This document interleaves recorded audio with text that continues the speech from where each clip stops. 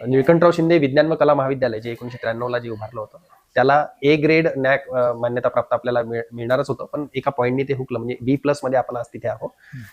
त्या व्यतिरिक्त 2024ला उत्कृष्ट महाविद्यालय म्हणून आपल्या गोंडवाना विद्यापीठातर्फे आपल्या याच्यामध्ये त्याला मान प्राप्त झालेला आहे. स्पर्धा परीक्षेसाठी आपणही एक कार्यक्रम घेतला होता, मी IAS होणार सारखा. त्याचा आवर्जून उल्लेख करावासा वाटतं की त्या कार्यक्रमामुळे विद्यार्थ्यांमध्ये नवीन चेतना एक आली, नवीन उत्साह आला. विविध क्षेत्रात मातब्बर असलेले लोक येऊन आपले व्याख्यान देतात, आपले अनुभव शेअर करतात, तेव्हा विद्यार्थ्यांना थोडासा पाठबळ मिळते आणि त्याच्यामुळे देखील विद्यार्थी त्या कामाला लागतो की नाही, आपणही कलेक्टर होऊ शकतो, आपणही तहसीलदार होऊ शकतो. वर्मिकल्चर जे गांडूळ खताचं जे आहे, आम्ही नर्सिंगचे कोर्सेस लॉन्च करणार आहोत, त्याची पण तरतूद झालेली आहे. मी जसं आता सांगितलं की प्रत्येक हाताला रोजगार मिळालाच पाहिजे. ताडोबा सारख्या ठिकाणी रिसॉर्ट्समध्ये हॉटेल मॅनेजमेंटला लागणारा जो कोर्स आहे तो डेव्हलप करून इथले मुलं भूमिपुत्र जे आहे हे कसे लागतील, त्यांना त्या याचा कसा फायदा होईल, ह्या क्षेत्रात जेव्हापासून आलोय तेव्हा आम्ही त्या चष्म्यातून पाहणं पण सोडलेलं आहे की हा या भागातला, तो त्या भागातला, किंबहुना तो या धर्माचा, तो या पंथाचा. आम्हाला ते पाहणं शक्य नाही आणि तसे संस्कार पण नाही. नवीन नवीन गेम्स जे आहे ते आम्ही इंट्रोड्यूस करणार आहोत. त्यामध्ये आम्ही धनुर्विद्या हा गेम केला होता, इंट्रोड्यूस केला होता. त्याच्यासाठी लागणारी सगळी सुख सुविधा ज्या आहे त्या सगळ्या आम्ही विद्यार्थ्यांना उपलब्ध करून दिलेल्या आहे. त्याच्यामुळे ते विद्यार्थी आज राज्यस्तरावर जाऊन आपलं प्रतिनिधित्व करत आहे. त्या दृष्टीने आजची जी पिढी आहे त्या पिढीकडे माहिती भरपूर आहे. म्हणजे तुमच्याकडे मोबाईल आल्यामुळे तुमच्याकडे माहिती भरपूर आहे, परंतु तुमच्याकडे नॉलेज नाही आहे, ज्ञान नाही आहे.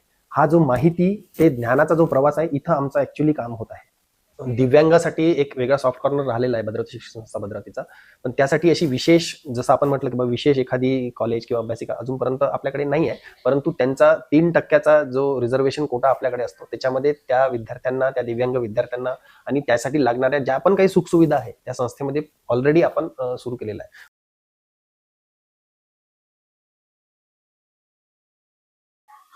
आज आपण चंद्रपूर जिल्ह्यातल्या ऐतिहासिक भद्रावतीच्या भूमीमध्ये आलेलो आहोत. ज्या भद्रावतीच्या मायभूमीतून शिक्षणाचं महामेरू आणि वटवृक्ष ज्यांनी निर्माण केलं असं व्यक्तिमत्व आणि त्या विस्तीर्ण शाखा ज्या आहेत आज शिक्षणाच्या वेगवेगळ्या दालनामध्ये कार्यरत आहेत, अशा व्यक्तिमत्वांच्या आणि त्यांच्या दुसऱ्या पिढीशी आपण चर्चा करणार आहोत. यामध्ये स्वर्गीय निळकंठरावजी शिंदे माजी आमदार, ज्यांनी आपली कारकीर्द जी आहे शिक्षणासाठी आणि शैक्षणिक घडामोडीसाठी येणाऱ्या पिढीसाठी दिशादर्शक ठरवली, अशा व्यक्तिमत्वांच्या दुसऱ्या पिढीशी आपण चर्चा करणार आहोत. त्यांचं व्यक्तिमत्व एक भद्रावतीकरांसाठीच नव्हे तर चंद्रपूर जिल्हा नव्हे तर किंबहुना महाराष्ट्रातल्या कानाकोपऱ्यात शैक्षणिक क्षेत्रामध्ये इथून निघालेले विद्यार्थी जे आहे उच्चांक पातळीवरती आपलं कर्तृत्व गाजवत आहे. अशा शिक्षण क्षेत्रातील एका आगळ्यावेगळ्या शाळेला आपण महाविद्यालयाला इथे भेट दिलेली आहे आणि या भेटीअंती इथे आपण संवाद साधणार आहोत त्यांचे चिरंजीव डॉक्टर कार्तिक निळकंठरावजी शिंदे यांच्याशी. सर नमस्कार. नमस्कार. मला असं वाटतं की या भद्रावतीच्या ऐतिहासिक क्षेत्राबरोबरच जी वाटचाल आहे या शिक्षण संस्थेची आणि त्या संदर्भात जे आहे आपण चर्चा घडवून आणणार आहोत. कृपया आपला परिचय जो आहे आपण इथे. ओके, माझं नाव डॉक्टर कार्तिक निलिमा निळकंठराव शिंदे आहे. सध्या भद्रावती शिक्षण संस्था भद्रावतीचा सचिव म्हणून मी कार्यरत आहो. सोबतच निळकंठराव शिंदे कला व विज्ञान महाविद्यालयामध्ये मी असोसिएट प्रोफेसर म्हणून काम करतो आहे आणि भद्रावतीकर आहे. जन्माने आणि कर्माने इथेच जन्मलो, वाढलो आणि हा थोडासा अल्पसा परिचय आहे माझा. शैक्षणिक म्हटलं तर माझं MSc झालेलं आहे फिजिक्समध्ये, पदार्थ विज्ञान शाखेमध्ये. त्यानंतर मी MPhil केलं, PhD केलं भौतिकशास्त्रामध्येच आणि त्यानंतर साऊथ कोरियाला जाऊन पोस्ट डॉक्टरेट ही डिग्री हस्तगत केली आणि त्यानंतर इथे कार्यरत रुजू झालो. मला इथे या भद्रावतीच्या मायभूमीमध्ये वटवृक्ष जे आहे, ज्यांनी हा वटवृक्ष उभा केला, शिक्षणाचं माहेरघर जे आहे, अनेक विद्यार्थ्यांसाठी दालन निर्माण केलं आणि आज तो वटवृक्ष जो आहे वेगवेगळ्या कार्यक्षेत्रात आपली उत्तुंग कामगिरी ज्यांनी घडवली आहे, अशा व्यक्तिमत्वाची दुसऱ्या पिढीशी आपण संवाद साधत आहोत. आपल्या मी इथे आपल्या बाबांच्या संदर्भात जर आपण कार्यप्रकाशावरती आपण वळतोय, बाबा आपले या भद्रावती नगरीचे आमदार म्हणून त्यांनी पद भूषवलेलं आहे. बरोबर. तो काळ असेल कदाचित 1978च्या दरम्यान त्यांनी जे आहे आपल्या इंग्रजींच्या काळामध्ये त्यांची वाटचाल भद्रावतीसाठी एक वेगळी होती आणि त्या कारकिर्दीमध्ये त्यांचा अनेक जे आहे गावांशी किंबहुना इथल्या ग्रामीण परिस्थितीशी दुःखित वंचित अशा लोकांशी जनसंपर्क आलेला आहे. आणि त्याबरोबरच आपले शरद पवार जे केंद्रीय मिनिस्टर झालेले आहेत किंबहुना 4 ते 5 वेळा मुख्यमंत्री झाले आहेत, त्यांचं येणंही आपल्या घराची सलगीचं होतं. बरोबर.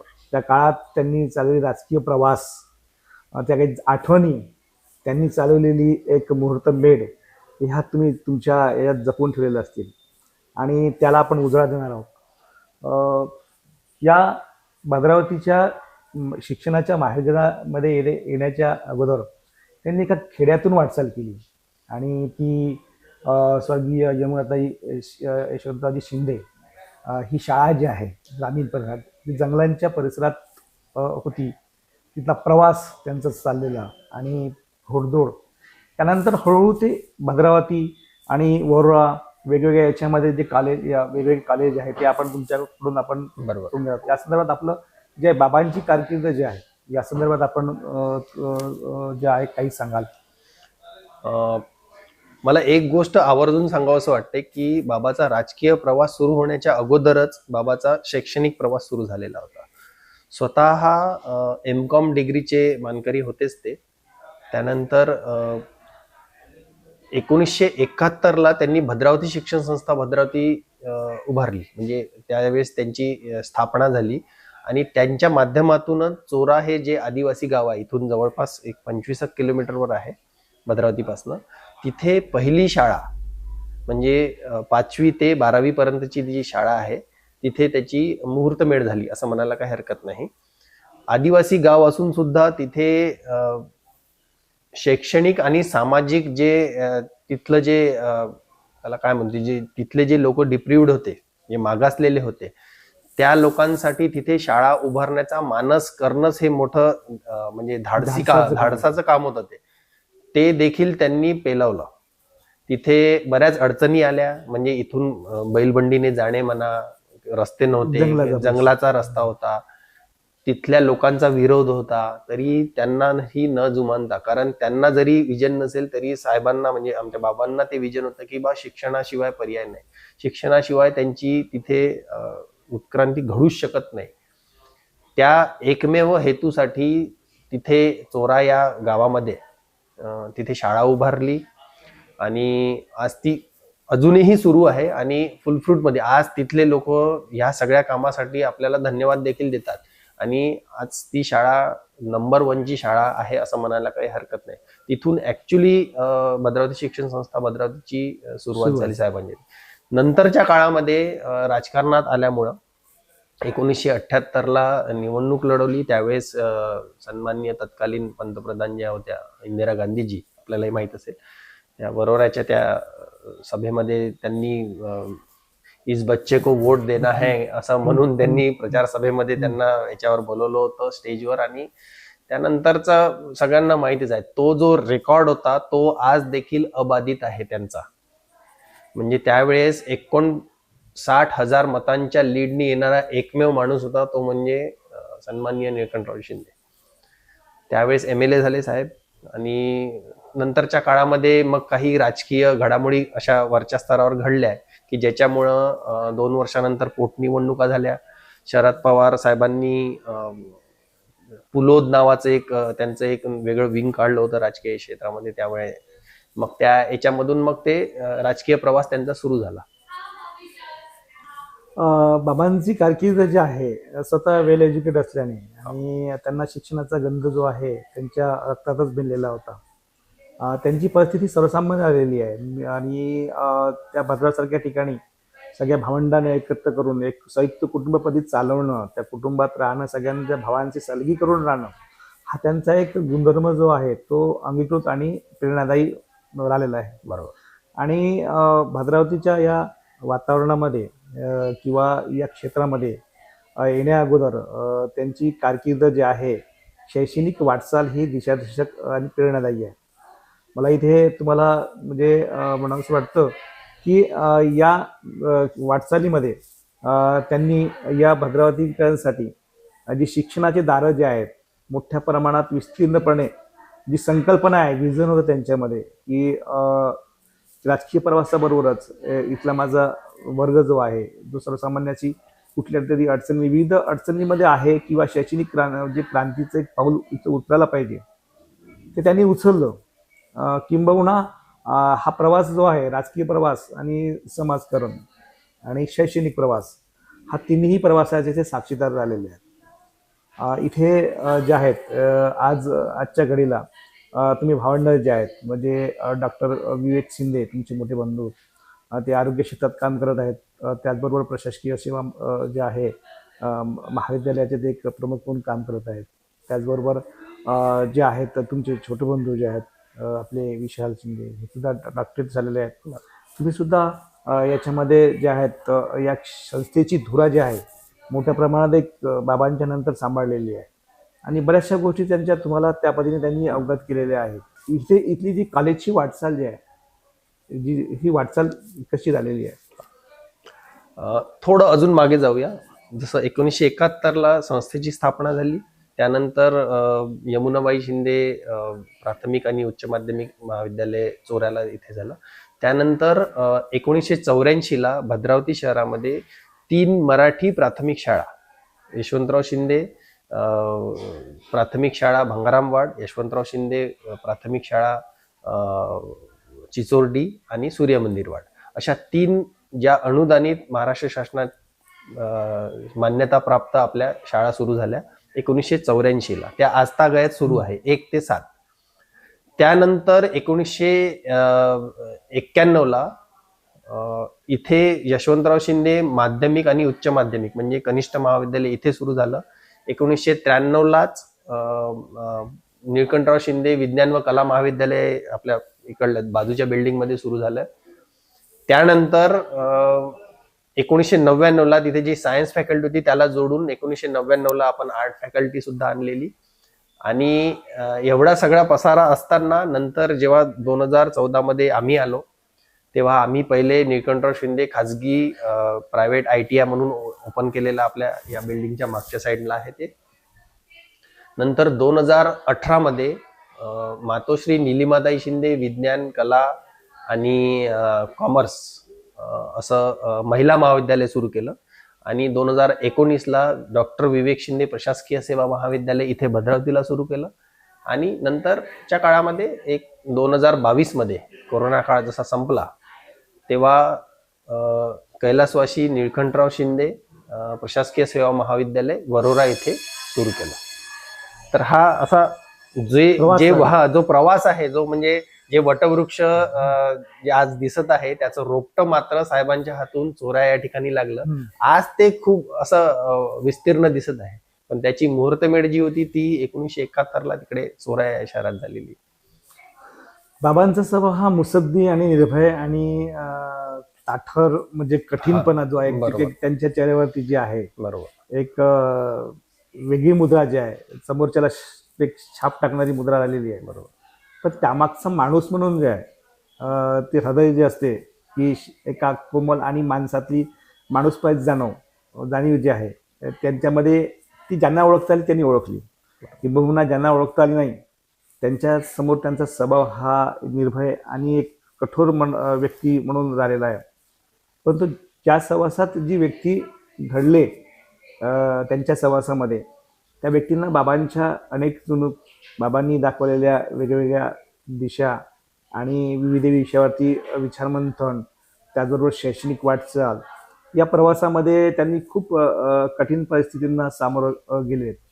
मला इथे याबरोबरच इथे आपल्याला नमूद करावं असं वाटतं विचारावं असं वाटतं की त्यांच्यासमोर या शैक्षणिक क्षेत्रामध्ये वाटचाल करणारे सवंगडी जे आहेत त्यांचे मित्र की ज्यांनी या शिक्षण क्षेत्रामध्ये सहभाग दिला किंवा हिरिरीने सहभाग घेतला असे कोण आहेत की जे त्यांच्यासोबत राहिलेले आहेत या शिक्षण क्षेत्राचा वटवृक्ष निर्माण करण्याकरता?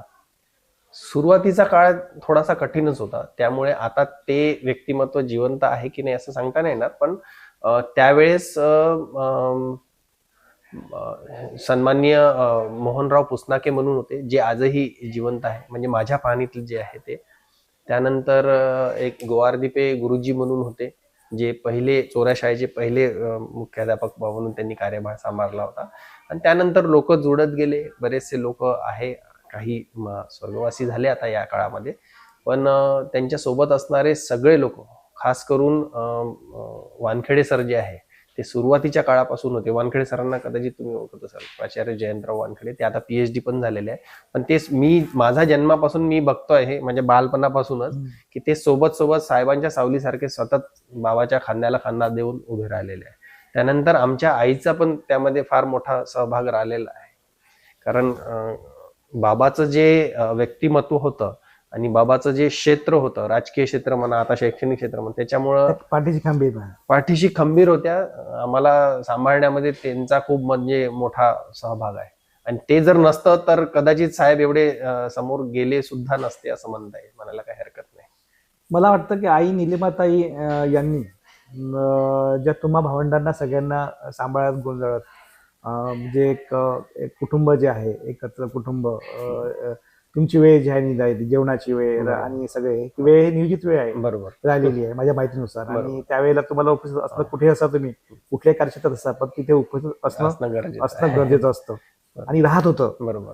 पण त्याचबरोबर आईंनी बाबा जे आहे सगळ्या वेगवेगळ्या क्षेत्रात धावपळ सुरू असताना, शिक्षणाचं क्षेत्र वेगळं असताना आईंनी जी भूमिका वाटवली ती खूप मोलाची झालेली आहे. बरोबर. आणि आईशिवाय या गोष्टी ज्या आहेत तुम्हाला सगळ्यांना वेगवेगळ्या विस्तीर्ण विभागाकडे म्हणजे वाटचाल करता आली नसती. कारण की एका पुरुषामागे एका स्त्रीचा खूप मोठा वाटा असतो.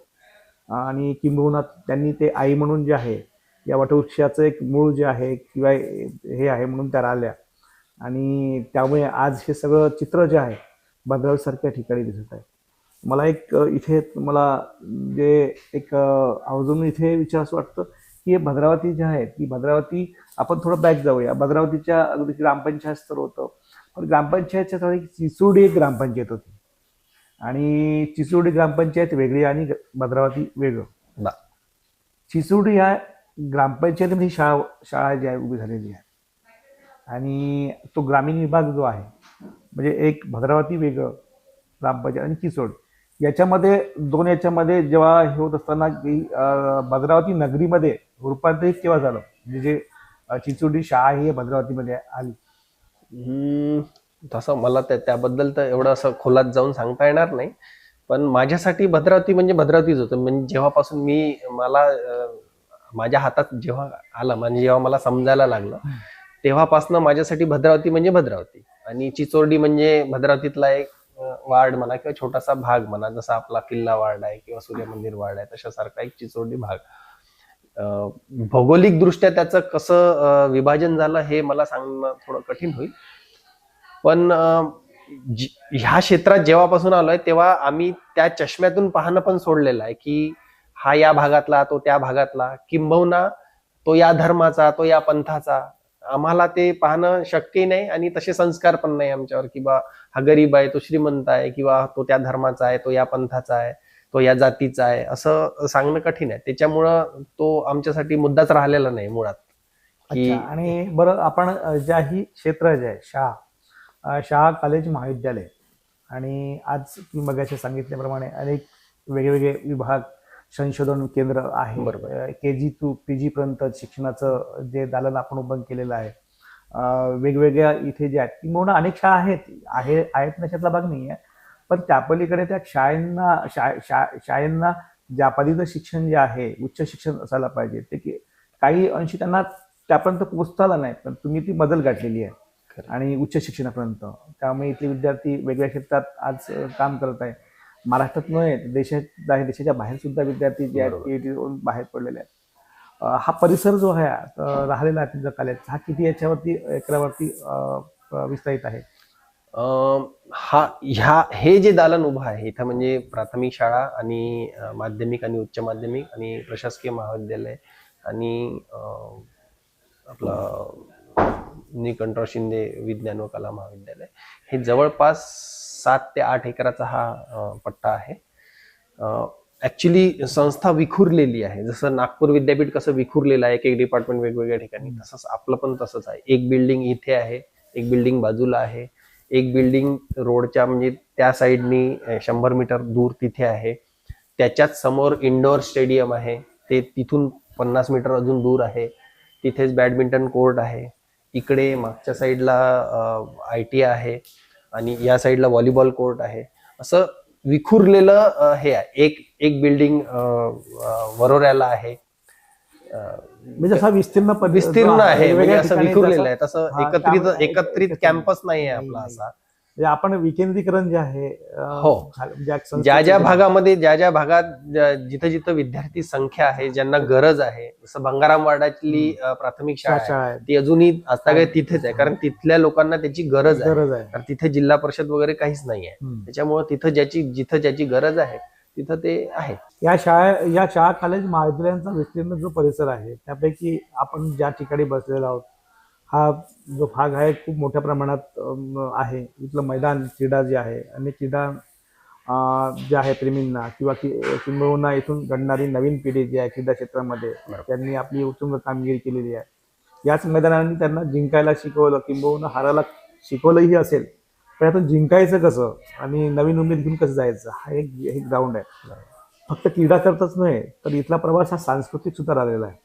सांस्कृतिक त्याला राजकीय प्रवास आलेला आहे. भद्रावतीमध्ये आज कुठलाही मोठा व्यक्ती येत असेल तर या ग्राउंड शिवाय दुसरं ग्राउंड नाही आहे. बरोबर. महाराष्ट्राचे किंबहुना मुख्यमंत्री असो, केंद्रीय मंत्री असो, इतर बरेच राजकीय मंडळी या मैदानावरती, मला वाटते काही ठिकाणी हेलिपॅड वगैरे बंद करणार होतं. तर अशा अनेक जे आहे या कॉलेजमध्ये अनेक राजकीय नेत्यांचं येणं आलं आहे आणि जाणं पण झालेलं आहे. म्हणजे हे कॉलेज जे आहे, म्हणजे शिंदे कॉलेज आणि भद्रावती, बरोबर, ही एक ओळख आहे भद्रावतीकरांकरता. की स्वागतार्थ कुठली गोष्ट असेल, जे आपण गेटमधून प्रवेश करतो तर पहिल्यांदा नजरेस येते शिंदे कॉलेज, बरोबर. त्यानंतर विज्ञान आणि आपल्या जे आहे कला महाविद्यालय, ही ओळख जी आहे ही विस्तीर्णपणे आपल्याला दिसते. तर हे त्याला काय म्हणतो आपण की एक मुलूक राहिलेला आहे. मुलूक म्हणजे त्याला एक तोप जी आहे, बरोबर, धडाडी तोप जी आहे, ती सामाजिकची असो, क्रीडाची असो, शैक्षणिकची असो, आणि अनेक विद्यार्थी इथून घडलेले आहेत. क्रीडा क्षेत्रात गेलेले आहेत, सायन्स विभागात गेलेले आहेत, कला विभागातून वेगळ्या PhD झालेले आहेत, डॉक्टर झाले आहेत. आपलं फॅमिली जे आहे आज उच्च शिक्षणावरती पातळीवरती आपण सगळे जे आहेत, म्हणजे बाबांनी जी चालवला पायंडा आहे, जे स्वतः MCOM होते. पण मला वाटते राजकीय क्षेत्रामध्ये अनेक राजकीय मुलं जे आहेत राजकारणात वळताना दिसतात. पण बाबांचं एकच ध्येय होतं, शिक्षण हे वाघिणीचं दूत आहे. ते एक आपल्या त्याला म्हणतो की जे सगळ्यांनीच प्राशन करायला हवं, बरोबर आहे. आणि ही लॉंग टाइम चालणारी प्रक्रिया आहे, म्हणजे झालं आणि संपलं असं नाही. तर ही विचारसरणी बाबांनी तुमच्यामध्ये अभिप्रेत केली, मूर्त बेडरोळली आणि ती चालवत आहात. ती दुसरी पिढी आपण चालवत आहात. हे चालवताना कसं वाटतं की बाबा म्हणजे आज नाही आहेत, पण बाबा एक आधारवड म्हणून तुमच्या पाठीशी खंबीरपणे उभे राहिले आहेत. आई आज आहे, बाबांच्या रूपात आई तुमचं जे आहे सगळ्यांकडे बघणं, त्यांचं चालणं आणि सगळ्यांवर एक दृष्टिकोन ठेवून चालणं हे खूप महत्वाचं आहे. तर बाबांना तुम्ही जे आहे एक आदर्श म्हणून जे आहे शिक्षणाचं हे म्हणून कसं पाहता त्यांच्याकडे? आज बाबा नाही आहेत, बरोबर. आज बाबा जर हयात असते तर त्यांना अजून जे नवीन आपण चालवलेले जे शिक्षण क्षेत्रातले काही विभाग आहे त्यांना उंच भर दिली आहे. तर काय वाटतं तुम्हाला? नाही, निश्चितच लहानपणापासून प्रत्येक मुलाला अभिप्रेत असते की आपला हिरो कसा असावा म्हणून. आमच्यासाठी किंबहुना माझ्यासाठी तरी माझे बाबाच माझ्यासाठी हिरो होते. लहानपणापासून त्यांनाच बघितलं, त्यांना पाहूनच त्यांच्या तत्वावर चालायचं हे शिकलो आम्ही त्यांच्याकडून. ते संस्कारच आमच्यामध्ये घडले. तेव्हा हळूहळू असं लक्षात आलं की असे क्षेत्र साहेबांनी पण बाबांनी पण सांगितलं की असे क्षेत्र आपण निवडायचे की ज्यांनी आपला फायदा न होत, म्हणजे आपला फायदा तर आहे पण जनसामान्यांचा पण फायदा झाला पाहिजे. त्यामध्ये एक शिक्षण एक क्षेत्र होतं आणि दुसरं होतं आरोग्य क्षेत्र. त्यामुळे आमचे जे मोठे बंधू आहे डॉक्टर विवेक शिंदे आणि त्याच्यापेक्षा जे लहान बंधू आहे डॉक्टर वैभव शिंदे, तर डॉक्टर विवेक शिंदे हे सर्जन म्हणून नावारूपास आले आणि डॉक्टर वैभव शिंदे जे आहे ते MD मेडिसिन म्हणजे हृदयरोग तज्ज्ञ वगैरे किंवा डायबिटीसचे जे पेशंट असतात त्यांना आहे. तर त्यांच्यासाठी आरोग्य सेवाबा म्हणून ते कुठे पण बाहेर जाऊ शकले असते. तुम्हाला माहित असेल डॉक्टर वैभव शिंदे आणि डॉक्टर विवेक शिंदे हे मेरिट स्टुडंट होते त्या काळचे. तर ते कुठे पण ते शिक्षण घेऊन कुठे पण फॉरेन मध्ये सेटल झाले असते, कदाचित बाहेर असते म्हणजे मुंबई पुण्या किंवा फॉरेनला बाहेर परदेशात जाऊ शकले असते. पण बाबांचं असं म्हणणं होतं की आपलं शिक्षण जे आहे हे आपल्या गाववाल्यांच्या कामात आलं पाहिजे. त्याच्यामुळं इथेच हॉस्पिटल टाकून या रुग्णांची इथे जे फॅसिलिटीज नाही आहे ती पुरेपूर आणण्याचा प्रयत्न आम्ही इथे केला. बाबांनी त्याची पायाभरणी केली आणि दोघांना पण इथे. त्यानंतर आमच्या वहिनी ज्या आहे, एक गायनेकोलॉजिस्ट आहे जी म्हणजे प्रसूती वगैरे जे असते नर्सिंग होम सारखं, आणि एक वहिनी जी आहे ती ऑफ्थॅल्मॉलॉजिस्ट आहे म्हणजे डोळ्यांच्या ज्या डॉक्टर म्हणतो आपण. असं मल्टी स्पेशालिटी हॉस्पिटल आपलं इथं असावं आणि त्या माध्यमातून लोकांची सेवा व्हावी हा त्याच्या मागचा मानस होता. आणि ते पूर्णत्वास पण आलं, साहेब असतानाही आलं आणि ही निरंतर चालणारी प्रक्रिया आहे. तर हा एक वेगळा भाग झाला. आणि 2 मुलं म्हणजे मी, एक डॉक्टर कार्तिक शिंदे आणि आमचा एक लहान बंधू आहे डॉक्टर विशाल शिंदे जे फिजिकल एज्युकेशन मध्ये डॉक्टरेट आहे. मी फिजिक्सचा याच्यामध्ये आहोत, तो फिजिकल एज्युकेशन मध्ये आहे. तर आम्ही शैक्षणिक संस्था सांभाळायच्या आणि त्याला वृद्धिंगन कशा करायचा याच्या दृष्टीने प्रयत्न चालू आहे. तर हे जे 2 क्षेत्र आहे की आरोग्य आणि शिक्षण जे निरंतर चालणार आहे, ज्याच्यामुळे जनसेवा होईल, इथल्या लोकांना जागरूक करता येईल, इथल्या लोकांची सेवा करता येईल, अशा क्षेत्रामध्ये आम्हाला टाकण्यात आलं. यामध्ये आईचा फार मोठा वाटा आहे. आणि आमचे जे मामा आहे डॉक्टर जयंत वानखेडे सर, त्यांनी आम्हाला म्हणजे लहानपणापासूनच आणि आता पण सपोर्ट करत आहे आम्हाला या सगळ्या बाबतीमध्ये. आणि खरं पाहता आनंद पण आहे की आपण एका चांगल्या क्षेत्रात आहोत. लोकांच्या सेवा करण्यासाठी लोकांना म्हणजे संधी मिळत नाही, आम्हाला ती संधी मिळाली आहे. हे तर याला कसं वृद्धिंगत करायचं हाच नेहमी आपला मानस राहिलेला आहे. आमच्या महाविद्यालयातून बरेचसे डॉक्टर्स होऊन गेलेले आहे आतापर्यंत. जर आता त्याची काउंटिंग जर केली, बरेचसे विद्यार्थी क्रीडापटू झालेले आहे. एक 900च्या जवळपास कलर कोड झालेले आहे विद्यार्थी. चोऱ्या शाळेमध्ये आता मागच्या वर्षी आम्ही माजी विद्यार्थ्यांचा मेळावा घेतला होता. तिथे पण बरेच विद्यार्थी असे नावारूपास आलेले आहे की कोणी पॉलिटिशियन बनलं, कोणी वकील बनलेले आहे, कोणी इंजिनियर्स बनलेले आहे, कोणी वैमानिक बनलेले आहे. ते सगळेच्या सगळे चोऱ्या शाळेमध्ये आले होते. तर हे एक अभिमानाची गोष्ट वाटते की नाही, आपलं काहीतरी जे समाजाला देणं होतं ते आता देणं सुरू आहे आणि व्हेरी हॅपी. यातून तुम्हाला असं म्हणावं वाटतं की आरोग्य आणि शिक्षण या दोन्हीही एकमेकांशी संलग्नित आहे. बरोबर. आणि माणसाला अन्न वस्त्र निवारा ह्या मूलभूत गरजा असतात. त्याबरोबर सर्वात मोठी जे आहे एज्युकेशन आणि आरोग्य, बरोबर, त्या जीवनाचा अविभाज्य घटक आहेत. आणि त्या क्षेत्रामध्ये तुमचं एज्युकेशन क्षेत्र, 2 भावंडांचं एज्युकेशन क्षेत्र आणि 2 भावंडांचं आरोग्य क्षेत्र, बरोबर, त्याचबरोबर फॅमिली, परिवार हा सुद्धा वेगवेगळ्या विषयाच्या अनुषंगानं आरोग्य क्षेत्रात आहे. तुमच्या वहिनी असेल, अजून जे आहे लहान भावांच्या हे असेल. तर कसं की म्हणजे आरोग्य आणि शिक्षण ह्या दोन्ही बाजू जे आहे धरून विकसनशीलच्या दृष्टिकोनातून इथे पायंडा घेतला आहे. किंबहुना तुम्ही म्हणालात की बाहेर जाता आलं असतं. अनेक राजकीय मंडळी, समाज क्षेत्रांची मंडळी जी आहे ती बाहेर गेलेली आहेत. पण ती कसं आहे की ज्या क्षेत्रातून आपण घडलो, ज्या मातीत जन्मलो, ज्या मातीचं आपलं देणं लागतं, बाबांनी ज्या मतदारसंघाचं नेतृत्व केलेलं आहे, बाबांच्या हातून काही किंबहुना खूप काही गोष्टी उणीवा राहिल्या असतील, नाकारता येत नाही की तो काळ तसा होता की विकसनशीलच्या दृष्टिकोनातून चालताना काही गोष्टी अशा असतात की त्यावेळेस प्रोव्हाइड नव्हत्या. आज आपण या युगात अनेक चटक्यात मिळणारी गोष्ट पटकन मिळते. त्यावेळेस शक्य नव्हतं. पण बाबांनी जे आहे समाजकारण, राजकारण आणि शिक्षण क्षेत्र यामधून जी वाटचाल केली ती खूप मोठी जे हे झालेली आहे. पण यातून मला सांगायचं की तुम्ही तुमच्या दुसऱ्या पिढीला घडवण्याचं काम जे आहे ते खूप मोठं केलं. कारण की तुमचं अविरत काम सुरू आहे. संपलं काम, एखाद्याचं काम संपते, कुठतरी राजकीय प्रवास एखाद्या व्यक्तीचा राजकीय प्रवास सुरू होतो, लगेच संपतो. करेक्ट. सामाजिक प्रवास हा कधीच संपत नाही. आरोग्य प्रवास कधीच संपत नाही. शैक्षणिक प्रवासही कधी संपत नाही, तो अविरत राहतो.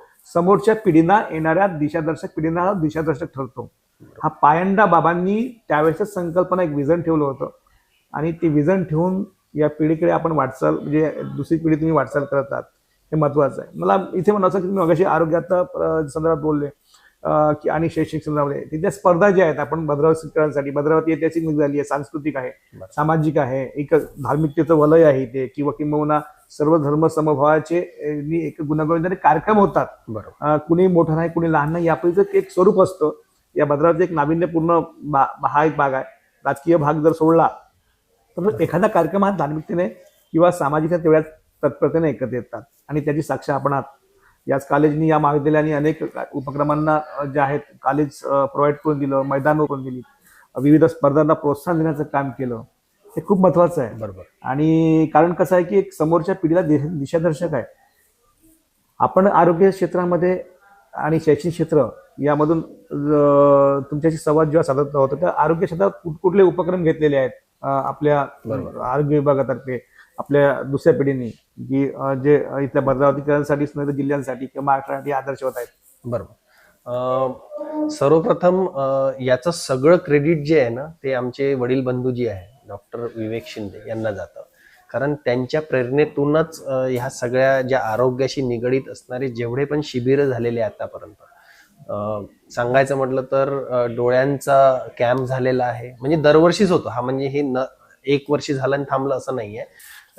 एड्स आणि रक्तदान याच्या संबंधित असलेले बरेचसे जनजागृती कार्यक्रम, रक्तदानाचे शिबिरं आयोजित केल्या जातात आमच्या हॉस्पिटलतर्फे. त्यानंतर आरोग्याच्या संदर्भात मॅरेथॉन स्पर्धा सुद्धा हो, तो सांस्कृतिक मदत, हे ह्या सगळ्या ज्या कल्पना ज्या आहे, ज्याला जे सुपीक डोकं लागते, ते आहे आमचे वडील बंधू डॉक्टर विवेक शिंदे. त्यांच्या संकल्पनेतूनच ते रन फॉर युनिटी पहिल्या वर्षी सुरू केला, त्यानंतर रन फॉर डॉटर सुरू केला, त्यानंतर run for walk for Maharashtra, run for Maharashtra, अशा विविध संकल्पनेला आधारित असलेले वॉक फॉर बचपन म्हणून एक हे झाला होता, मॅरेथॉन झाली होती आमच्याकडे. अशा विविध संकल्पनेवर आधारित असलेले कार्यक्रम, सांस्कृतिक कार्यक्रम म्हणा किंवा आरोग्याशी निगडीत असलेले, कारण लोकांना चांगल्या सवयी कशा लावता येईल हा त्याच्या मागचा हेतू राहते. किंवा वर्षातून एकदा आपण करायचं आणि थांबायचं नाही, तर ते वर्षभर चालत राहणारी, निरंतर राहणारी, आणि त्या उद्देशाने सगळ्यांच्या भेटीगाठी होतात. सकाळचं वातावरण चांगलं असते. यावर्षी पण आम्ही करण्याचा मानस ठेवलेला आहे. तसा नवीन संकल्पनेतून आम्ही येत आहोत. रन फॉर, आता अजूनपर्यंत थीम ठरायची आहे, पण येईलच लवकरच. जानेवारी महिन्याच्या पहिल्या दुसऱ्या वीक मध्ये ते राहते दरवेळेस.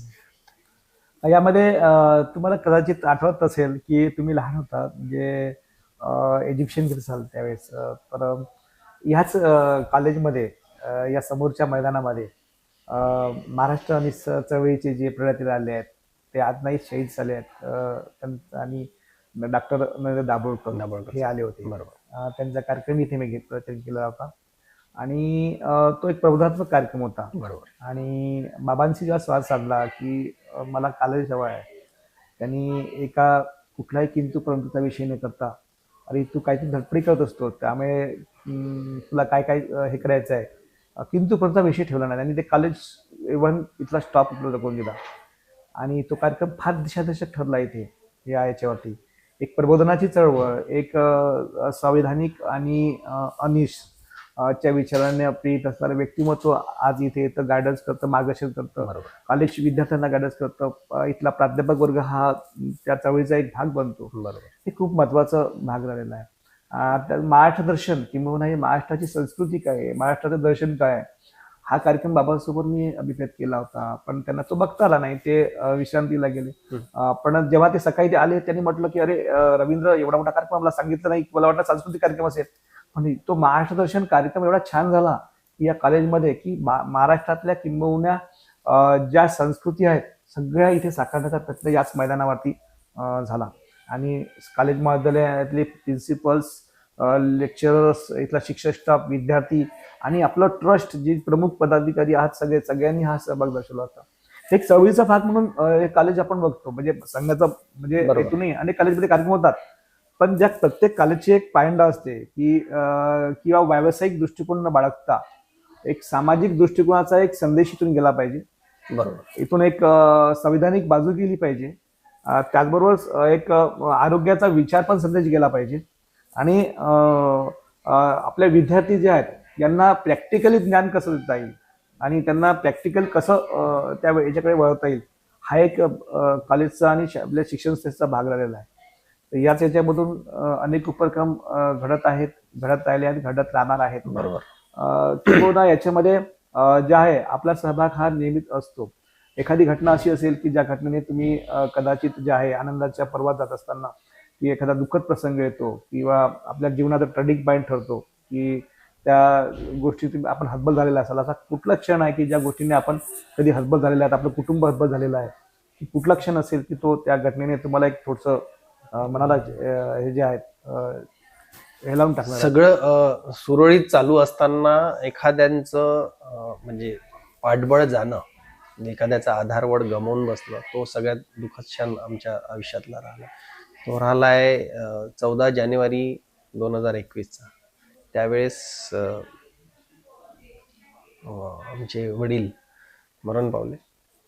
तो एक हादरा देणारा क्षण होता, ज्याच्यामुळं समोर काहीच दिसत नव्हतं त्यावेळेस. पण त्यांनी दिलेली शिकवण मात्र नेहमी पाठीशी आहे. त्याच्यामुळं आम्हाला हिंमत राहते की साहेब किंवा बाबा आमचे असते या क्षणाला, जेव्हा तो निर्णायक क्षण येतो किंवा जेव्हा डिसिजन घ्यायचं असते, तेव्हा बाबा असते तर काय केलं असतं, बाबा असते तर काय म्हणाले असते, बाबांनी निर्णय काय घेतला असता. तर तो तसं आठवून आम्ही समोर कार्यरत करत राहतो की बाबा असते तर बाबांनी असं म्हटलं असतं, असा निर्णय घेतला असता. पण तो जो क्षण होता बाबांचं जाणं, हा सगळ्यात, आणि ते कधी पोकळी भरून निघणार नाही कधी साहेबांची. कारण गुरु म्हणून म्हणा किंवा बाबा म्हणून म्हणा, नेहमी आमच्या पाठीशी राहिलेले आहे बाबा. त्यांचे संस्कार आमच्यामध्ये जिवंत आहे अजून, आणि ते त्यांनी दिलेला जो वसा आहे तो अविरत सुरू राहील, यासाठी आम्ही कटिबद्ध आहोत. भद्रावतीसाठी, भद्रावतीकरांसाठी ज्या गोष्टीची गरज आहे, म्हणजे आमच्या ज्यानं जेवढं होते आम्ही तेवढं करत राहतो आणि येणाऱ्या काळामध्येही करत राहू, असं म्हणायला काही हरकत नाही. कुठल्याही पक्षाशी आम्ही निगडीत नाही आहोत. आम्हाला समाजसेवेचा छंद म्हणा किंवा बाबांनी टाकून दिलेले जे गुण आहे ते याच्यातून जात असतो आम्ही. तुम्ही अंधश्रद्धेचा विषय काढला, अंधश्रद्धेचाच नाही तर असे अंधश्रद्धा निर्मूलन संस्थेशी असलेले बरेच कार्यक्रम आपण आपल्या संस्थेअंतर्गत घेत असतो, पुढेही घेत राहू. कारण निश्चितच विद्यार्थ्यांमध्ये वैज्ञानिक दृष्टिकोन रुजू करणे हा सगळ्यात मोठा भाग आहे. त्यांच्या विद्यार्थी दशेमध्ये जर गुण रजू नाही झाले तर ते समोर भाबडे होऊ शकतात, अंधश्रद्धेला बळी पडू शकतात. म्हणून एक पिढी घडवण्याचं काम आमच्याकडे दायित्व दिलेलं आहे या ईश्वरांनी. तेव्हा ते पूर्णत्वास कसं न्यायचं याच्यासाठी आम्ही कटिबद्ध आहोत. सोबतच स्पर्धा परीक्षेसाठी आपणही एक कार्यक्रम घेतला होता, मी IAS होणार सारखा. त्याचा आवर्जून उल्लेख करावासा वाटते की त्या कार्यक्रमामुळं विद्यार्थ्यांमध्ये नवीन चेतना एक आली, नवीन उत्साह आला. विविध क्षेत्रात मातब्बर असलेले लोक येऊन आपले व्याख्यान देतात, आपले अनुभव शेअर करतात. तेव्हा विद्यार्थ्यांना थोडासा पाठबळ मिळते आणि त्याच्यामुळं देखील विद्यार्थी त्या कामाला लागतो की नाही, आपणही कलेक्टर होऊ शकतो, आपणही तहसीलदार होऊ शकतो. आणि त्या उद्देशानेच शिक्षण प्रणालीच तशी बनलेली आहे आपली, किंवा एखाद्याने आपल्याला मार्गदर्शन करावं आणि आपण त्या मार्गदर्शनाचा लाभ घ्यावा जेव्हा म्हणतो, तेव्हा तसं विद्यार्थी त्या याच्यातून चाललेले आहे. आपल्या प्रशासकीय महाविद्यालयाचे काही विद्यार्थी PSI ची एक्झाम पास झालेले आहे. मला म्हणजे अभिमान वाटते या गोष्टीचा, गर्वास्पद बाब आहे. किंवा म्हणजे या 5 वर्षाच्या कालावधीमध्ये 2 विद्यार्थी PSI ची परीक्षा पास झालेले आहे. काहींनी पवित्र पोर्ट असे बँकिंगचे बरेचसे परीक्षा पास झालेले आहेत. ते कुठल्या तरी याच्यावर रुजू झालेले पण आहात. अशा स्पर्धा परीक्षेतूनच विद्यार्थी घडत चाललेला आहे आणि हे मोलाचं काम आमच्यातर्फे होत आहे. आम्ही याचं माध्यम आहोत, याचा आम्हाला अभिमान आहे, खरंच अभिमान आहे. कौटुंबिक बाबीकडे वळताना जे आहे थोडस आपण कौटुंबिक बाबीकडे विषयाकडे थोडस जाऊया.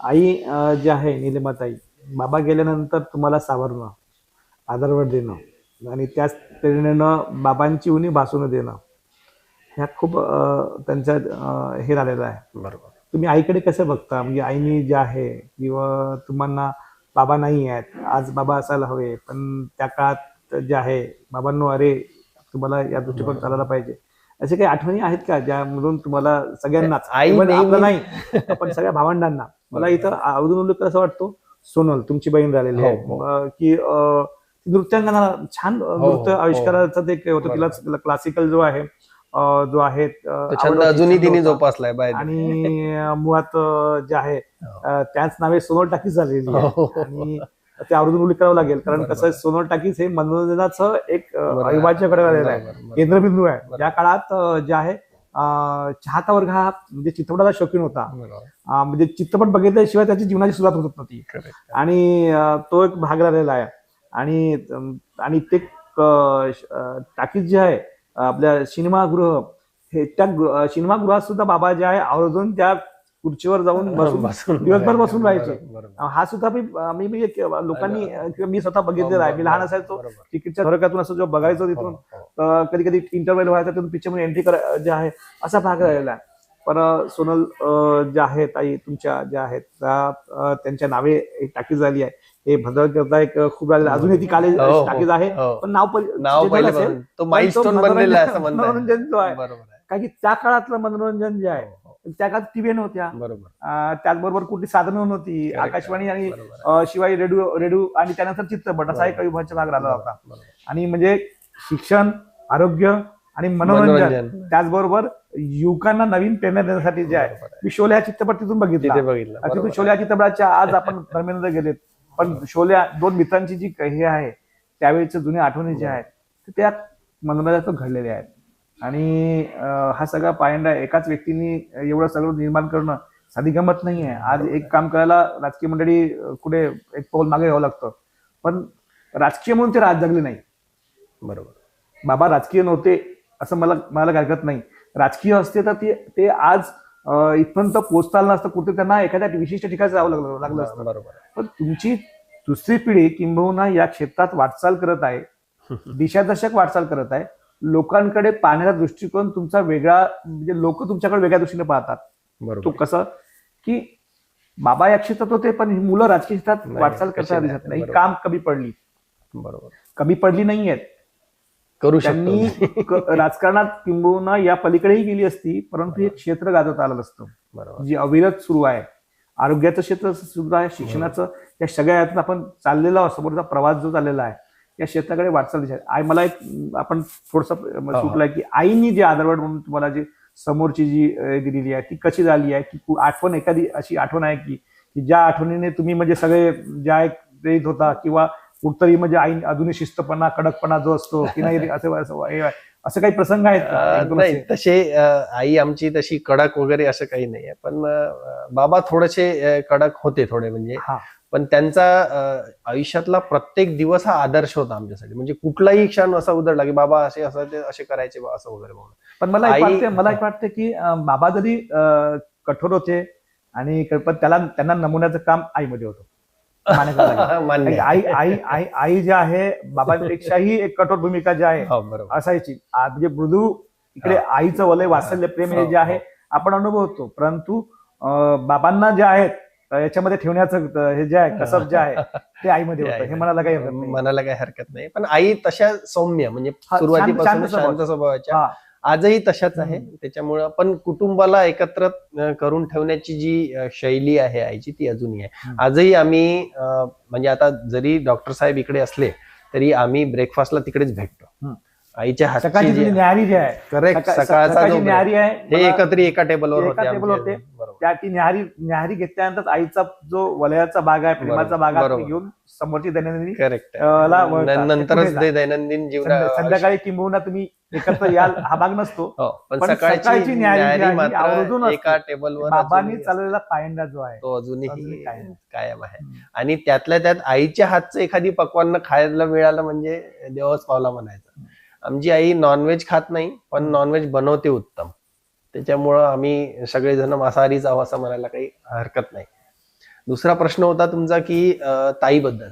ताई अजूनही ती जी भरतनाट्यमची ती विशारद झालेली आहे. त्यांनी आचार्य पदवी पण घेतलेली आहे त्याच्यामध्ये, आणि ती अजूनही त्या क्षेत्रामध्ये आहे. ती आता सध्या बगोटा म्हणजे कोलंबिया सारख्या शहरामध्ये आहे. ती जावई आमची मल्टीनॅशनल कंपनीमध्ये ऍज अ इंजिनियर म्हणून काम करताय. तर ती अजूनही परदेशात राहत आहे, पण तिथे पण तिने तो छंद काही सोडलेला नाहीये. त्यांचे जे जोपासलेला आहे, त्यांचे जे गेट टुगेदर होत असतात किंवा त्यांचे जे कंपनीचे जे कार्यक्रम होत असतात, त्यामध्ये हिचा परफॉर्मन्स म्हणा किंवा रेग्युलर प्रॅक्टिस म्हणा ही सुरू आहे, अजूनही सुरू आहे.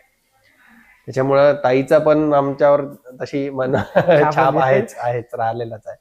पण आई कौटुंबिक याच्याकडे आपण एक राहिलेला प्रश्न होता माझा, की आई कठोर कधी झाल्या आहेत तुम्हावरती, भावंडांवरती? कठोर मला तसं असं आठवत नाहीये किंवा आईचा वगैरे मार कुठे खाल्लाय का, शाब्दिकपणा किंवा असा? तो तर लहानपणी दरवेळेस आमच्यावरती बला आली नाही, कारण आमच्यासाठी शिल्डिंग म्हणून ज्याला म्हणतो आम्ही, कव्हर जे होतं ते मोठ्या भावाचं होतं किंवा आमचे सगळे पाप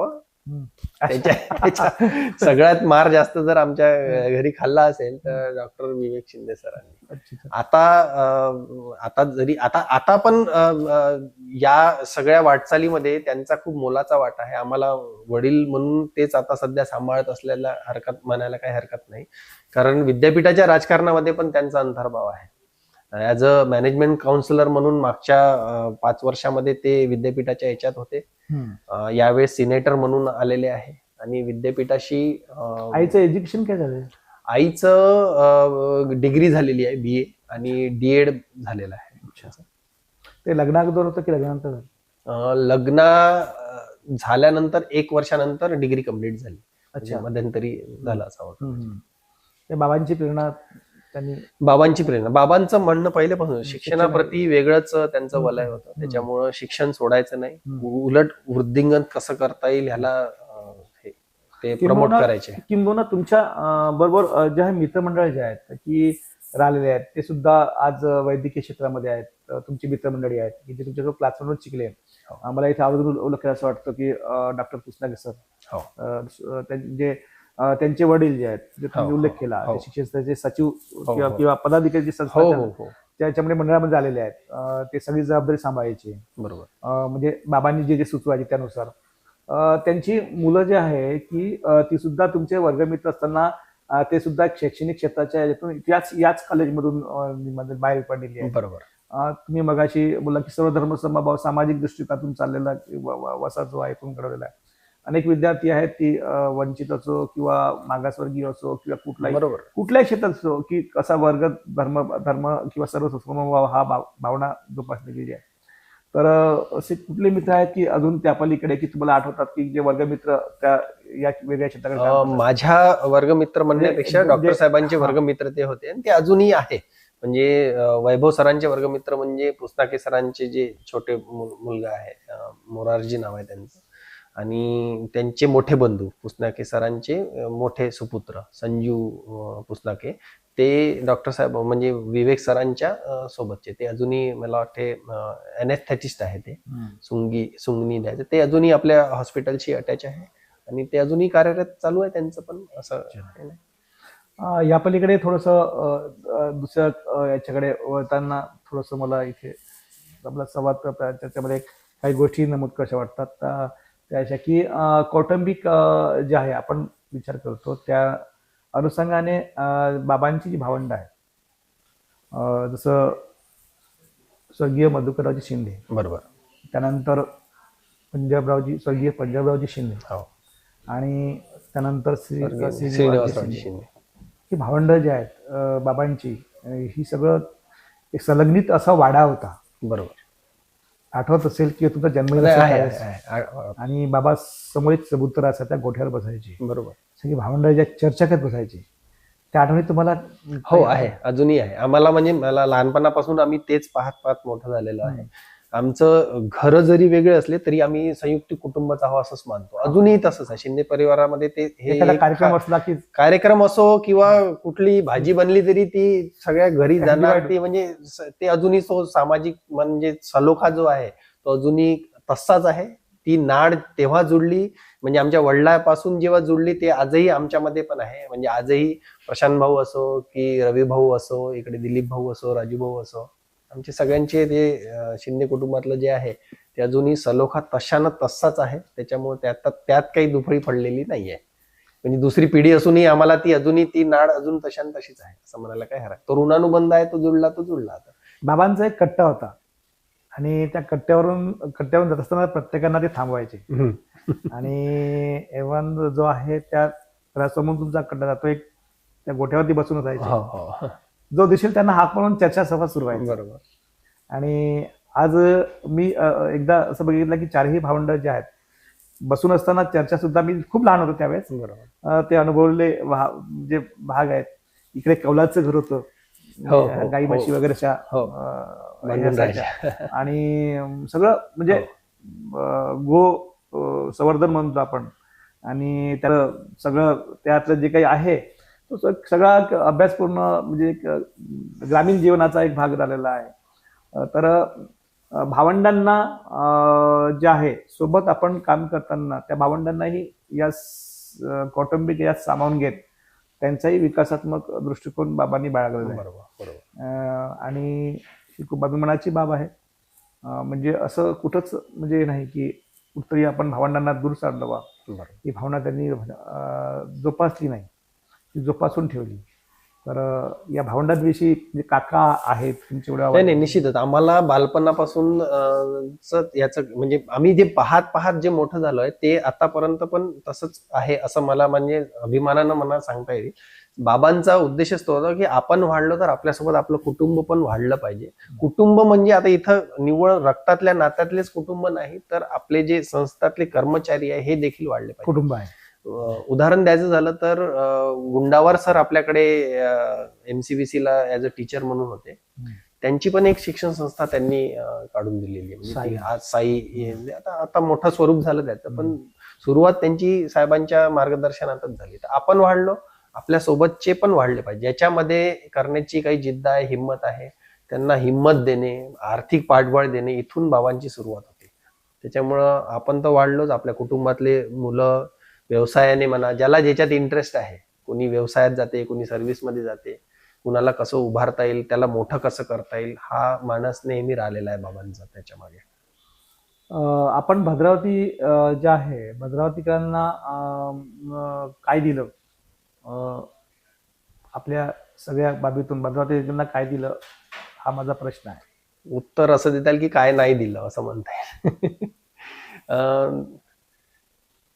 तसं लक्षात असं एकदम रिकॉल होणं, एवढ्या साऱ्या गोष्टी ते सांगणं एका ओघात कठीण आहे. पण शिक्षण आणि आरोग्य ज्या मूलभूत गरजा आहे याच्यामध्ये नेहमी आम्ही अग्रेसर राहिलेलो आहे. आम्ही दिलं म्हणण्यापेक्षा ते आमचं कर्तव्य होतं असं म्हणायला काही हरकत नाही. शिंदे कुटुंबानंच प्रत्येक वेळेस सढळ हाताने प्रत्येकाला मदत केलेली आहे. कुठलाही स्वार्थ न बाळगता निस्वार्थ भावनेनं जी मदत केलेली आहे, ती मदत केलेली लक्षात ठेवणं म्हणजे थोडंसं माणुसकीला चांगलं वाटणार नाही. पण जेवढं होतंय तेवढं करतो आहे आणि अविरत हे काम चालत राहणार आहे. याच्यासाठी आम्ही कटिबद्ध आहोत. भद्रावतींनी जे आहे आपण काय दिला हा प्रश्न माझा होता, त्यावरती जे अभिप्रेत उत्तर जे आहे ते आपण संक्षिप्त भाषेत मांडण्याचा प्रयत्न केला. मला इथे मला असं वाटतं की तुमच्या उत्तराला एक समर्पक बाजू म्हणून मला मांडावीशी वाटते. भद्रावतीकरांनी काय दिलं यापेक्षा भद्रावतीकरांनी तुमच्याकडून काय घेतलं हे महत्वाचं आहे. कारण की इथे शिक्षणाच्या वाटा ज्या आहेत भद्रावतीकरांनी अनुभवल्या, आरोग्यदायी बाबी अनुभवल्या, त्याचबरोबर इथला विकसनशील दृष्टिकोन अनुभवला. बरोबर. आणि सामाजिक विविध उपक्रमातून आपण चाललेली जी वाटचाल आहे ती किंबहुना चालत आहे, चालत राहणार आहे. प्रत्येक गोष्टीमध्ये आपला सढळ हाताने जी मदत आहे ती शैक्षणिक दृष्टिकोनातून असो किंवा वेगवेगळ्या पैलू आहेत त्या सांगण्यासारख्या नाही आहेत, पण त्यातून पायंडा आपण चालवलेला आहे. दुसरी पिढी जी आहे ही या स्तरावरती आज इथपर्यंत पोहोचलेली आहे. तर या पिढींनी समोरच्या पिढीला दिशादर्शक असा कुठला संदेश असू शकतो की या ऐतिहासिक भद्रावती नगरीची वाटचाल राहिलेली आहे इथे आज विस्तीर्ण झालेला आहे. नगर परिषद आल्या, स्थानिक स्वराज्य संस्था निर्माण झाल्या आहेत. 3-4दा इथे झालेला आहे. सगळ्या इथलं विकसनशील जे भद्रावती जे आहे, त्या दृष्टिकोनाकडे तुम्ही कसं पाहता? विकसनशील दृष्टिकोन जे तुम्ही बाळगला त्यात काही नाही, पण विकसनशील भद्रावती, औद्योगिक क्षेत्रातील भद्रावती, आजूबाजूला पर्यटनात्मक भद्रावती, वन वैभव असणारी भद्रावती, वेगवेगळ्या ज्या आहेत धार्मिकतेनं आणि आपल्या पुरातन विभाग या सगळ्या गोष्टींनी भद्रावती याविषयी तुमची काय संकल्पना आहे? म्हणजे काय जे आहे म्हणजे संदेश आता वगैरे? आयुष्याच्या या टप्प्यावर जेव्हा आम्ही बघतोय किंवा संस्थेचा एवढा विकास झालेला आहे, त्या दृष्टीने आजची जी पिढी आहे त्या पिढीकडे माहिती भरपूर आहे. म्हणजे तुमच्याकडे मोबाईल आल्यामुळं तुमच्याकडे माहिती भरपूर आहे, परंतु तुमच्याकडे नॉलेज नाही आहे, ज्ञान नाही आहे. हा जो माहिती ते ज्ञानाचा जो प्रवास आहे, इथं आमचा ऍक्च्युली काम होत आहे. समजा म्हणजे माहिती तर आहेच तुमच्याकडे, पण ज्ञान नाही आहे. ते ज्ञान अर्जन करायचं काम जे जे कोणी करत असेल त्यामध्ये आमची भूमिका मोठी आहे असं मला वाटते.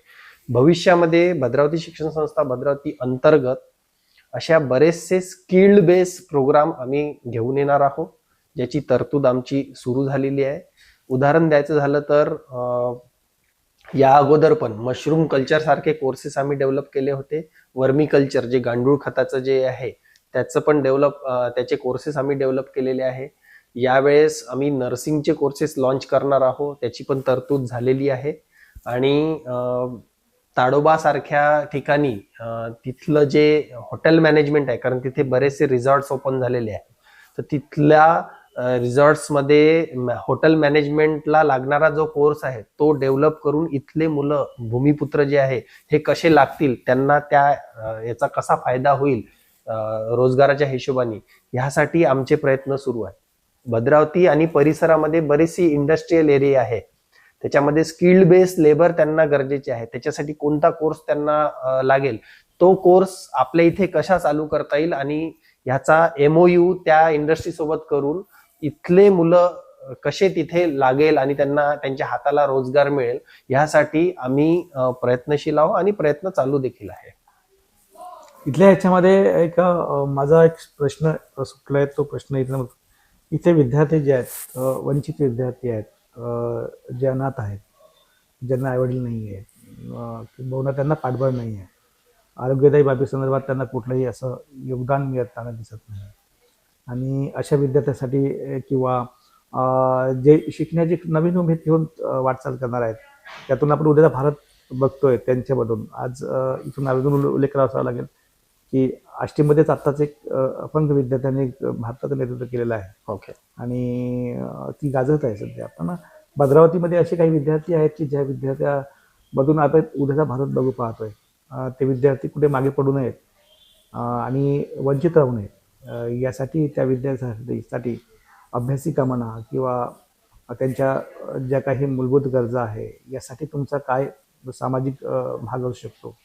निश्चितच दिव्यांगासाठी एक वेगळा सॉफ्ट कॉर्नर राहिलेला आहे भद्रावती शिक्षण संस्था भद्रावतीचा. पण त्यासाठी अशी विशेष, जसं आपण म्हटलं की बाबा विशेष एखादी कॉलेज किंवा अभ्यासिका अजूनपर्यंत आपल्याकडे नाही आहे, परंतु त्यांचा 3% जो रिझर्वेशन कोटा आपल्याकडे असतो, त्याच्यामध्ये त्या विद्यार्थ्यांना, त्या दिव्यांग विद्यार्थ्यांना आणि त्यासाठी लागणाऱ्या ज्या पण काही सुखसुविधा आहे त्या संस्थेमध्ये ऑलरेडी आपण सुरू केलेलं आहे. म्हणजे रॅम्प असो किंवा त्यांच्यासाठी जर अंध विद्यार्थी असेल तर त्याच्यासाठी ती ब्रेस लिपीची जी त्यांची पुस्तकं असो किंवा त्यांना लागणारी व्हीलचेअर असो, असे विविध दिव्यांगांना लागणाऱ्या सुखसुविधा भद्रावती शिक्षण संस्था भद्रावतीच्या प्रत्येक बिल्डिंगमध्ये, प्रत्येक इमारतीमध्ये आपण त्यांना उपलब्ध करून दिलेले आहे.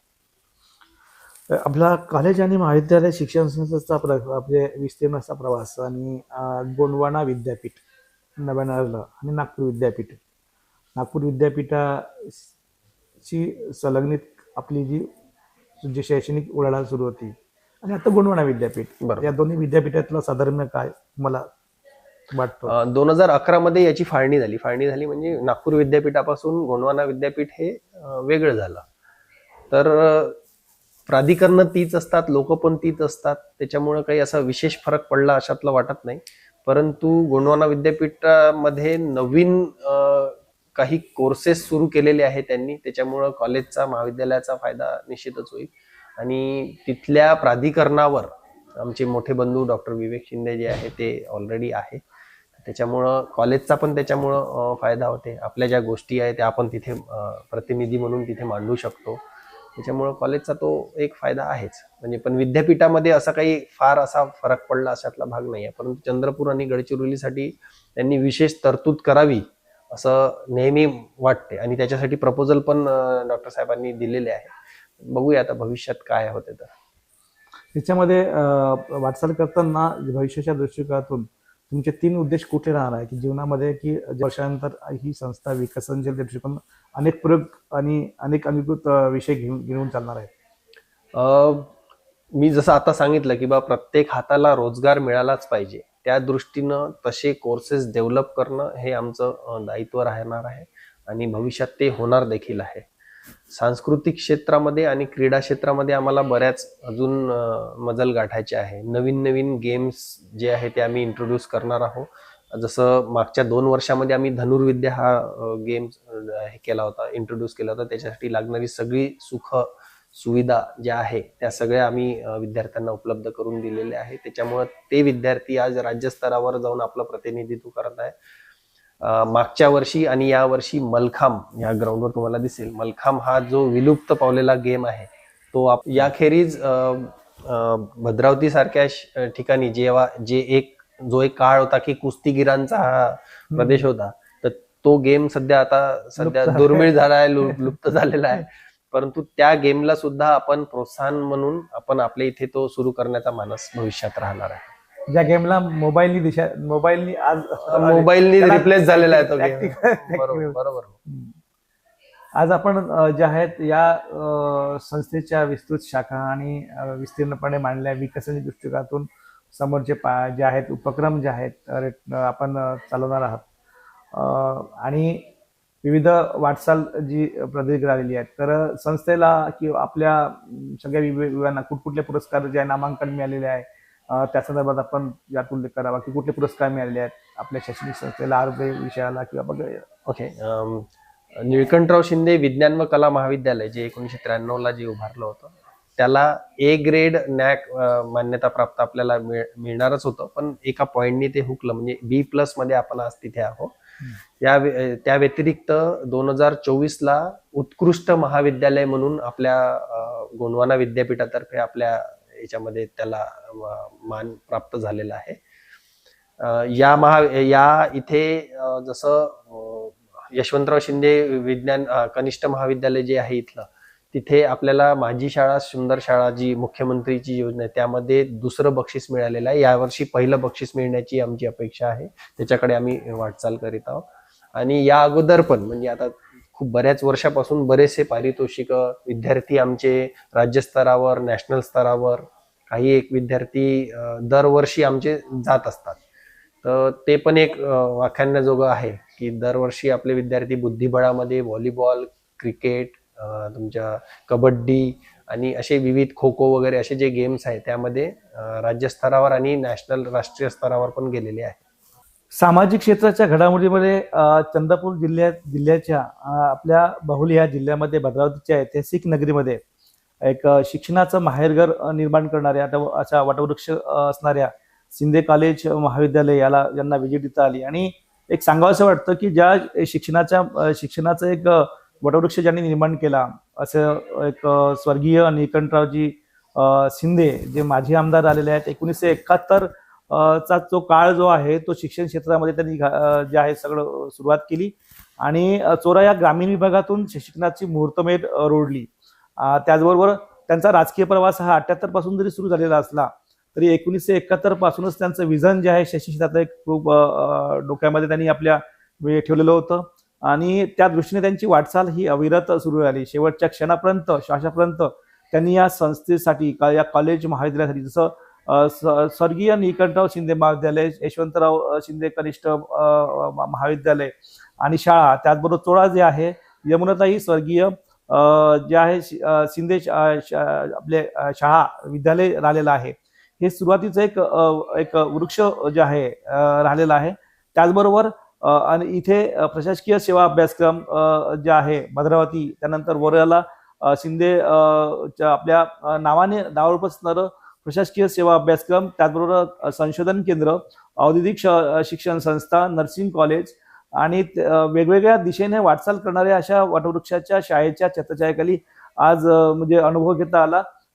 स्वर्गीय निकंठरावजी शिंदे यांनी केलेली वाटचाल आणि शैक्षणिक घोडदौड ही खरोखरच व्याख्यानाजोगी आहे. ज्या क्षेत्राकडून ही दुसरी पिढी जी आहे अनेक ध्येय धोरणं आणि सामाजिकतेचं वलय आणि वेगवेगळ्या विषयांना हात घालून एक सामाजिकचा पायंडा भद्रावतीसारख्या नगरीमध्ये अविभाज्यपणे चालवत आहे. हा एक दिशादर्शक आणि प्रेरणादायी विचार आहे आणि खरोखरच इथून अनेक विद्यार्थी अनेक क्षेत्राकडे महाराष्ट्रातच नव्हे किंबहुना देशाच्या कानाकोपऱ्यात बाहेर देशामध्ये आपलं शैक्षणिक आणि औद्योगिक क्षेत्रामध्ये आणि न्यायिक क्षेत्रामध्ये, त्याचबरोबर वैद्यकीय क्षेत्रामध्ये आणि अभियंता क्षेत्रामध्ये वाटचाल करत आहेत.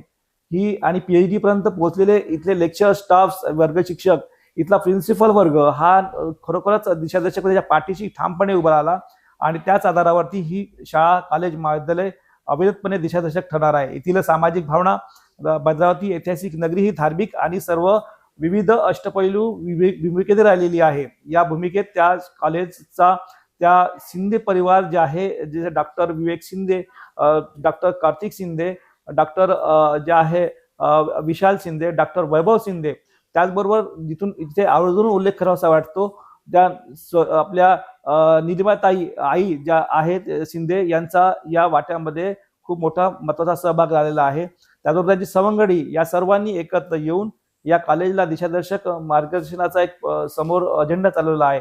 हा खरोखरच प्रेरणादायी आहे. नमस्कार डॉक्टर कार्तिक शिंदे, आपल्याशी भेटून जे आहे हा संवाद साधता आला आणि या कॉलेज संदर्भात अधिक माहिती जाणून घेता आली. समोरच्या नेक्स्ट ह्याच्यामध्ये काही जे राहिलेला भाग आहे तो आपण घेणार आहोत. नमस्कार. Thank you very much.